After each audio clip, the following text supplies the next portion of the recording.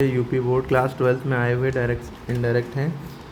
Change any one, इन दोनों में से कोई एक चेंज करना होता है into indirect narration, indirect speech में।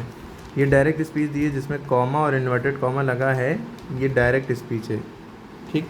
और इसको इनडायरेक्ट जब करते हैं तो ये कॉमा इन्वर्टेड कॉमा हट जाता है, और इसमें कुछ रूल्स होते हैं जो आपको याद रखने होते हैं।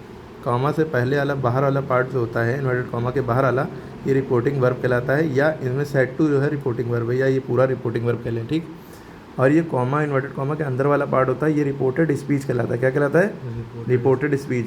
अगर रिपोर्टिंग वर्ब के अंदर सेड होगा, वर्ड सेड, तो हम इसके अंदर टेंस को चेंज करेंगे, प्रेजेंट टेंस को पास्ट में करेंगे, है ना। यानी हर चीज़ पास्ट में हो जाएगी। जैसे यहाँ डिड लिखा है तो इसका रूल हो जाता है हैड प्लस वर्ब की थर्ड फॉर्म। क्लियर है? एक्टिव पैसिव में अगर यही होता तो उसमें वॉज या वर लग जाता और वर्ब की थर्ड फॉर्म लगती। लेकिन डायरेक्ट से इनडायरेक्ट में जब करते हैं उसके रूल में डिड का क्या होता है? हैड और वर्ब की थर्ड फॉर्म। देखिए कुछ रूल्स आपको देखने होंगे और ये याद भी होना चाहिए। डायरेक्ट से इनडायरेक्ट में करते हैं, वर्ब की फर्स्ट फॉर्म को सेकंड फॉर्म में करते हैं, डू डज को डिड में करते हैं, इज एम आर को वॉज वर में करते हैं, और हैव को हैड में करते हैं, हैव बीन को हैड बीन में करते हैं, और वर्ब की सेकंड फॉर्म को हैड प्लस वर्ब की थर्ड फॉर्म। वर्ब की सेकंड फॉर्म को मतलब यहाँ पे अगर डिड प्लस वर्ब की फर्स्ट फॉर्म भी लिखी है तो भी हम इसको यही करेंगे, हैड प्लस वर्ब की थर्ड फॉर्म, ठीक है। वॉज वर्ब का हो जाएगा हैड बीन, और हैड वर्ब की थर्ड फॉर्म ये सेम रहता है हैड वाला। विल का वुड, शैल का शुड, कैन का कुड, मे का माइट, इस तरह से ये रूल होते हैं डायरेक्ट से इनडायरेक्ट के।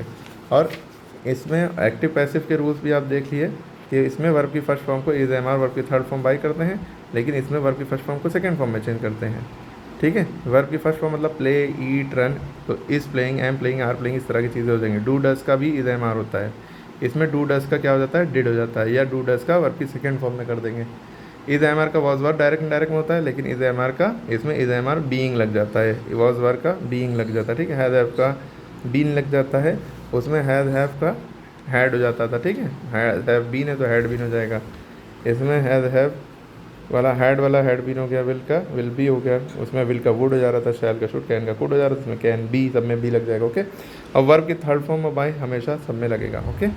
ये एक्टिव पैसिव और डायरेक्ट इनडायरेक्ट के रूल्स में फ़र्क आपको एकदम पता होना चाहिए, हर बच्चे को एकदम याद होना चाहिए।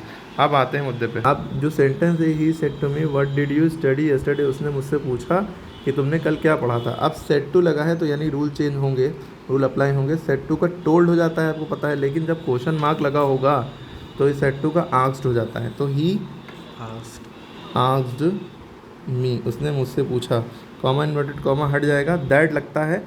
लेकिन यहाँ पे जब हेल्पिंग वर्ब से शुरू होगा तो इफ़ लगेगा, हेल्पिंग वर्ब से ना शुरू नॉर्मली होता है तो दैट लगता है ना।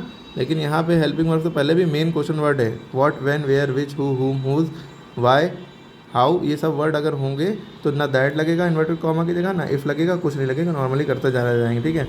ही said to me what did you study yesterday, उसने मुझसे पूछा कि तुमने कल क्या पढ़ा था, तो हम कहेंगे he asked me. Said to को हटा के टू को भी हटा देंगे, आस्क्ड लिख देंगे, व्हाट, उसके बाद व्हाट। अब तुरंत उसके बाद हेल्पिंग वर्ब नहीं, पहले यहाँ पे आ जाएंगे, व्हाट यू, उसने मुझसे पूछा, मुझसे का यू जो है, अब यू मी के अकॉर्डिंग यू आई में बदल जाता है। ही आज मी, उसने मुझसे पूछा मैंने क्या पढ़ा था, व्हाट आई। अब डिड का क्या हो जाता है, हमने बताया था हैड, और वर्ब की थर्ड फॉर्म, वर्ब स्टडी है, इसकी third form studied, STUDIED, studied. और उसके बाद यस्टरडे का क्या हो जाएगा, द प्रीवियस डे, यानी बीता हुआ कल, द प्रीवियस डे। टुमारो का द नेक्स्ट डे होता है ना, टुडे का द फॉलोइंग डे। तो इन दोनों में से आपने एक कर लिया। अगर याला आप करते she said to her friend we can not be quite happy here at this place, तो she told her friend that they could not be quite happy there, here का देयर, एट दैट प्लेस। तो that यहाँ लगता, said to का told हो जाता, can का could हो जाता, कैन का कुड हो जाता, क्योंकि इनडायरेक्ट में करना है, ठीक है। अब इन दोनों में चॉइस थी, आपने कर लिया, समझ लिया। बाकी नेक्स्ट सेंटेंस नेक्स्ट वीडियो में।